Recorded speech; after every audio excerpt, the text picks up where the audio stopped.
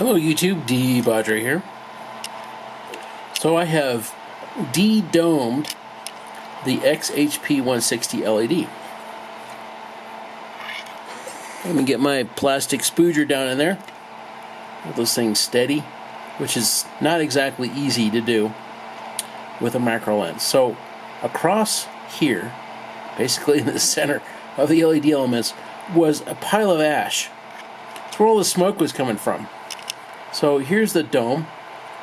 Oop, I flipped it over. Sorry, didn't mean to quite do that. Not yet. Here she is.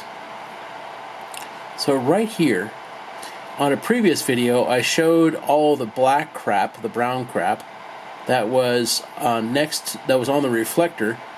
Anyway, this whole area of the dome was eroding away and burning. And this right here is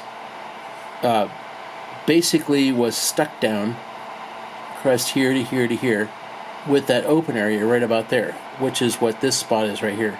And then right here in the middle, this was all ash. So once I pulled off the dome, I saw what was happening inside there, which explained a lot. So there was a pile of black crap, you know, dark brown, and then right over here, of course, more dark brown, that was all underneath the dome, you know, basically across the center of the LED right here. So blocking a hell of a lot of light. How I got to that point was I was running the LED for several minutes, I guess probably about 10 minutes, at 20 amps, and that was, whatever that was, 6.85, 6.9 volts or so. And it just piled up, you know, basically cooking dome, ash dome, because it was getting so much heat on all that dark material right there. Something I have never ever experienced with a CREE LED. Not like ever. But this Chinese dome was absolutely cooking itself to ash. Here it is. Alright, let me flip this bad boy over. So that's the, you know, the major piece of the dome. Look at all those fractures in there now.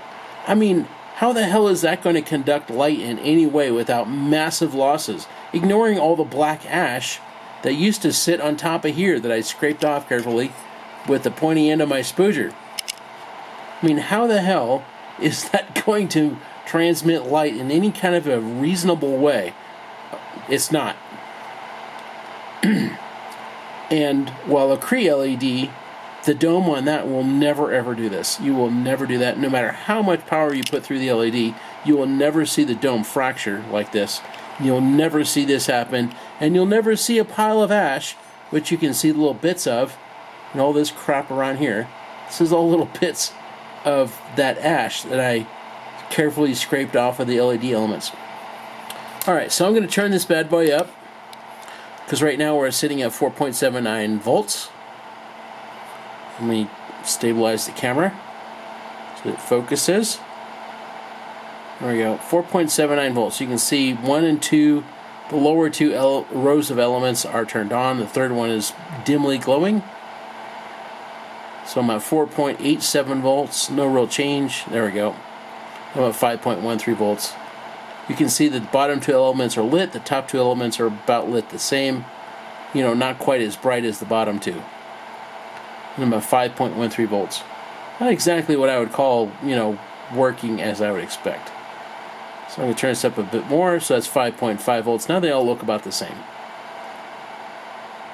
Anyway, this LED does make a bit more light, about 200 more lux without the dome on it than it did with the dome on it.